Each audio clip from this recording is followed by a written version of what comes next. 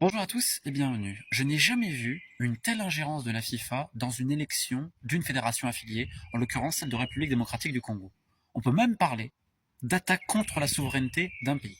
Pour faire très simple, l'ami de Gianni Infantino, qui était d'ailleurs présent lors de ses célébrations de son 10e anniversaire à la tête de la FIFA, il n'y avait pas Patrice Motsepe, président de la CAF. Par contre, il y avait Véron Mosengo qui est le secrétaire général de la Confédération africaine de football, qui a travaillé auparavant à la FIFA et qui, je vous rappelle, depuis le 15 octobre, n'a plus le droit d'exercer parce qu'il a passé la limite d'âge. Et donc ce monsieur, on veut l'envoyer à Kinshasa, le pays d'origine de ses parents, pour qu'il récupère la FECOFA, la Fédération congolaise de football. Et on l'a fait comprendre aux plus hautes autorités de l'État, dont le chef de l'État.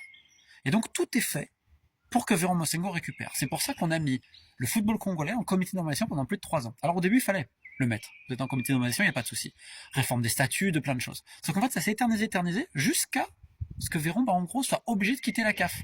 On rappelle, la CAF est dans un état de déliquescence absolue, où le comité exécutif n'en peut plus de lui, et d'ailleurs, le président de la fédération de Maurice, Samir Soba, lors du dernier comité exécutif de la Confédération africaine de football, a demandé son départ avec simplement le strict respect des statuts de la CAF, parce que depuis le 15 octobre, ce monsieur n'a plus le droit d'exercer.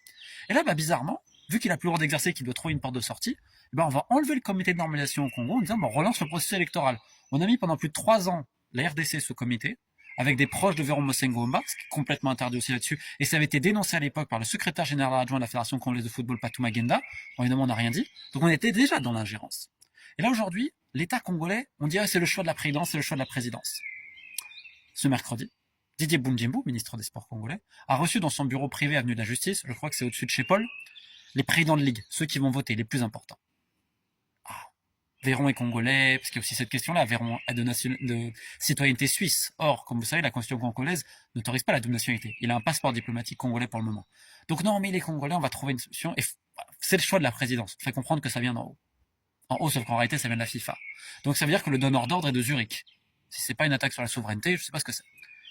Et donc, il y a des gens qui sont un peu réticents, parce que ils ont bien compris ce qui s'est passé depuis malheureusement plus de 3 ans au niveau du football congolais. Et derrière, on a laissé, je crois, 10 millions de francs locaux, donc près de 4 000 $ pour les transports. Hein. Le transport, il coûte cher, au Congo, pour arriver à ça. Et on a fait comprendre aux prénoms combien il faut, etc. On a commencé à parlementer sur comment on peut obtenir ces votes pour Véron. Je ne sais pas si vous imaginez ce qui vient de se passer. Donc, évidemment, ça choque. Et on a repoussé encore les élections d'un mois pour permettre à Véron d'avoir le temps, et également pour peut-être faire un amendement des statuts, afin de lui permettre d'être un candidat. Vous imaginez tout ce qu'il est en train de faire, tout ce que la FIFA est en train de faire pour son candidat. Ça veut dire que l'équité des chances, vous oubliez. C'est-à-dire que le Congo ne peut même pas choisir, les électeurs congolais du football ne peuvent même pas choisir leur président. On leur dicte leur conduite depuis la Suisse. C'est pas un acte de colonialisme 2.0, je sais pas ce que c'est non plus. Et vous savez, le pire dans tout ça, c'est que on dit oui, mais le chef de l'État n'a pas le choix, c'est pour la diplomatie sportive internationale du Congo qui continue, etc. Je vais juste rappeler une chose très simple. Véron Mosengo travaille pour Gianni Infantino, son ami, d'accord? Il roule pour lui. Pas de souci, ils ont le droit. Infantino, il roule pour qui? On voit qu'il fait lobbyiste aujourd'hui pour différents chefs d'État, notamment avec Donald Trump. Le prince héritier d'Arabie Saoudite, Mohamed Ben Salman. Mais je me rappelle que sa dernière élection à Kigali, au Rwanda, où il a répété le narratif de Paul Kagame pendant plus de 10 minutes en expliquant à quel point c'est un grand président, etc. et tout.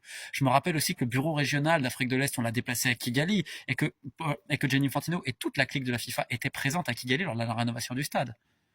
Donc je rappelle le cheminement des gens dont le lobbying rwandais n'a jamais été aussi fort à la FIFA, par congolais rwandais, décident dans un pays où il y a toujours ce contentieux et toujours des troubles à l'est de la République démocratique du Congo, de dire à Kinshasa, il faut mettre tel candidat qui, en plus, s'est souvenu de son amour pour le pays de ses parents à 66 ans quand il n'a plus le droit de diriger la CAF. Ce que je veux juste terminer là-dessus, si Véron Mosengo-Omba était tant soucieux de l'avenir du Congo, etc., pourquoi il fait simplement les démarches pour devenir citoyen congolais à 65 ou 66 ans lorsqu'il n'a plus le droit d'exercer à la CAF pour revenir à la Fédération congolaise pour ensuite briguer en 2027 un poste au comité exécutif de la Confédération africaine de football.